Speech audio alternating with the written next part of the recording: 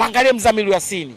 Leo hii mwangalie Mzamiru Yasini wa TRA, alafu mwangalie Mzamiru Yasini yule ambaye alikuwa anakosa nafasi Simba, alafu nenda kamwangalie Kante ambaye anapata nafasi Simba. Tuulizane, Mzamiru Yasini anaopata nafasi Simba ana wapi? TRA. Na Kante anaopata nafasi Simba sasa hivi kwenye hii michezo ya karibuni, wewe unaondoka na nani? Wewe unaondoka na nani? Mimi naondoka na Mzamiru Yasini. Anakupa mfululizo. Kante leo mwanangu, yani kama oma kipindi. Asubuhi fresh, mchana fresh, usiku hatujalala. Ndo Kante. Leo anakupa, kesho akupi, lakini mwangalie Mzamiru Yasini.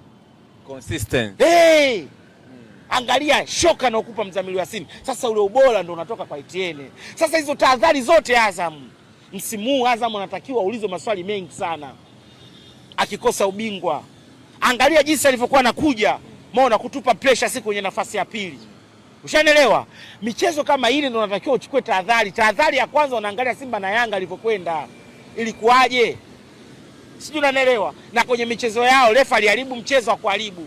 Kwa sababu sisi tulistahili kufungwa. Walitengeneza nafasi za wazi kabisa TRA. Wakashinda kuzitumia. Tulistahili kufungwa. Angalia vile vile Yanga kustahili kufungwa ile mechi. Alikuwa anakufa. Sasa walishindwa kufanya utulivu ile nafasi ya mwisho ile. Aiza udondoke penati au fanya utulivu, mwangalie Diara kaka wapi niweke wapi. Maana yake michezo yote miwili walistahili kushinda. Na hao watu wawili wewe hauwezi kwenye kupambania malengo yao.